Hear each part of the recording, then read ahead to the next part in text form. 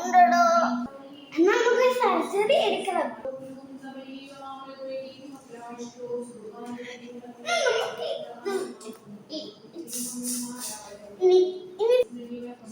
ഡോക്ടറെ, നീ പൊട്ടനാണോ? മക്കളെ ഇത് ഇങ്ങനെയാണ് ചെയ്യാനുള്ളോ? ഓ ഡോക്ടറെ, ഞാൻ വേറെ ഹോസ്പിറ്റലിൽ പൊക്കോളെ. ഇതെങ്ങനെയാണ് ചെയ്യാനുള്ളത്?